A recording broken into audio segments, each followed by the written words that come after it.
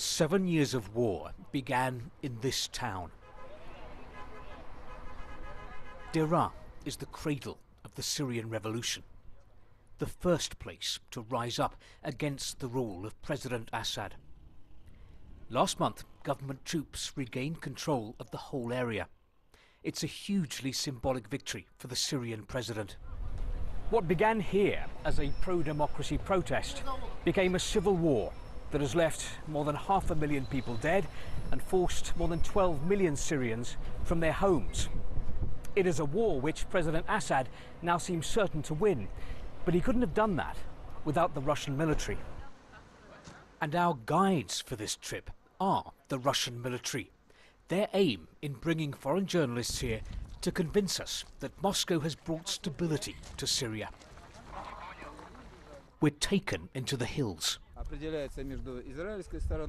Russian military police show me Israeli observation posts in the distance. We're in the demilitarized zone between Syria and the Israeli-occupied Golan Heights.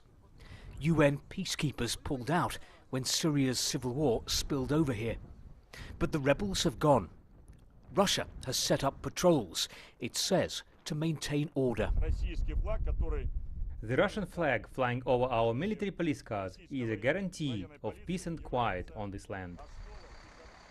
We're taken to Syria's border with Lebanon, just in time to see busloads of Syrian refugees returning home. Proof, Moscow says, that peace is coming to Syria. There's no war now, she says. The situation's better.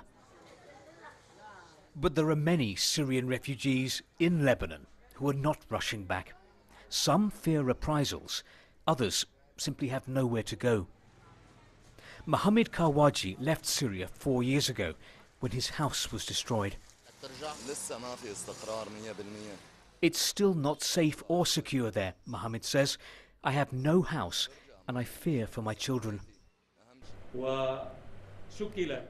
The Syrian government rejects the suggestion that citizens who return are putting themselves in danger. There will be no reprisals. There will be cooperation on safe and dignified return of all Syrians.